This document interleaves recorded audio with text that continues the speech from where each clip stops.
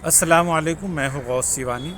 آپ نے پچھلے ایپیسوڈ میں میرے ساتھ سرمد کی زندگی کا مطالعہ کیا۔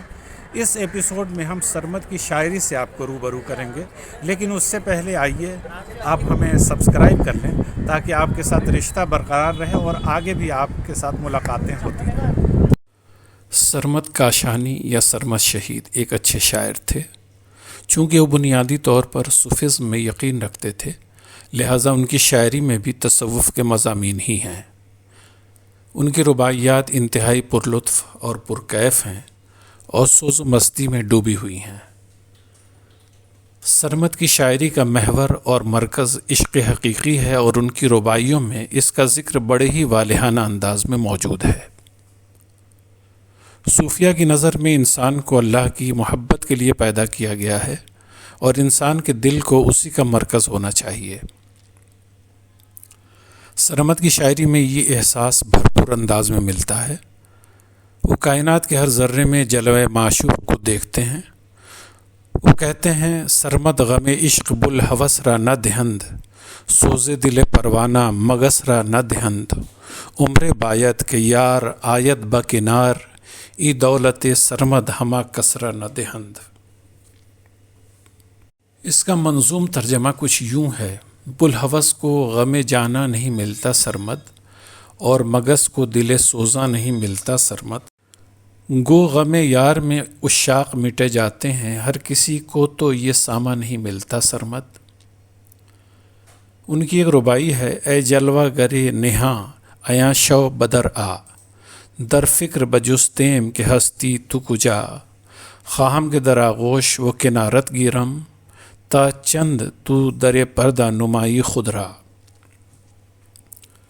اس کا ترجمہ ارش ملسیانی نے یوں نظم کیا ہے: اے پردہ نشیں پردے سے باہر ہو آیاں، ڈھونڈیں تجھے کب تیرا مسکن ہے کہاں، خواہش یہ ہے آغوش میں لے لوں تجھ کو، کب تک تو رہے گا میری نظروں سے نہاں۔ سرمد کی ایک اور رباعی ہے: مشہور شدی بدل رباعی ہما جا، بے مثل شدی در آشنائی ہما جا، من عاشق این طور توام می بینم، خود را نہ نمائی و نمائی ہما جا۔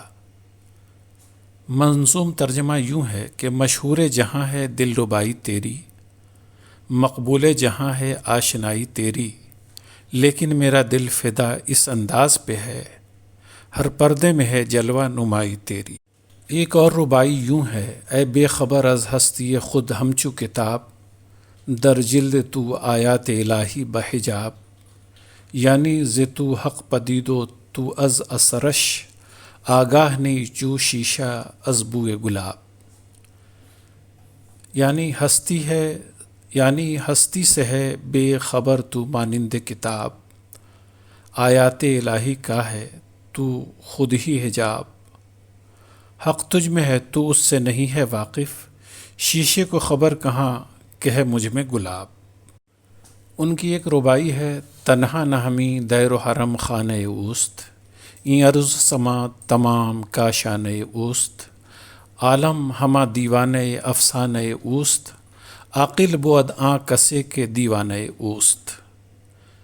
یعنی کعبہ ہے مکاں اس کا نہ گھر بت خانہ، اس کا یہ سب عرض و سما کا شانہ، عالم صرف اس کے نام پر شیدا ہے، عاقل ہے وہی اس کا جو ہے دیوانہ۔ سرمد کی ایک رباعی ہے: دور یہ نفسی مرا ازو ممکن نیست، این یک جہتی بگفتگو ممکن نیست، او بہر دلم سبوست این حرف غلط، گنجائش بہر در سبو ممکن نیست۔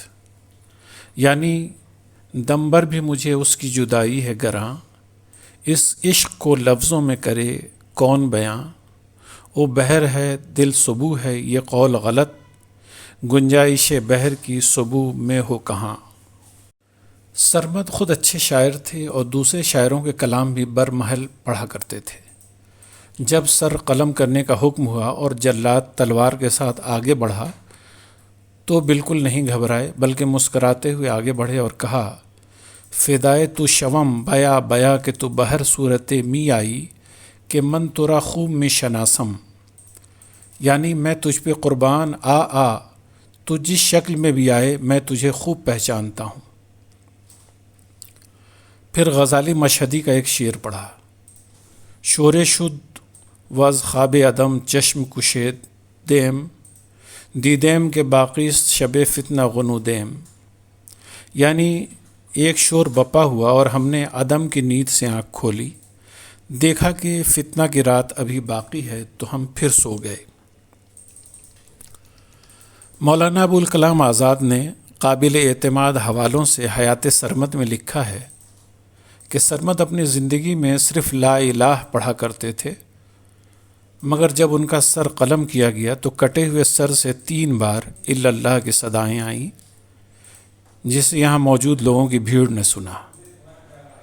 جان قربان کروں اس رخ زیبا پہ نصیر، ایک جھلک مجھ کو نظر آئے جو آتے جاتے۔ آج آپ سرمد کی زندگی سے روبرو ہوئے، ان کی شاعری سے واقف ہوئے۔ آگے بھی ہم آپ کو اسلامک کلچرل ویلیوز پہ ویڈیوز پیش کرتے رہیں گے۔ تب تک کے لیے ہمیں اجازت دیجیے۔ خدا حافظ۔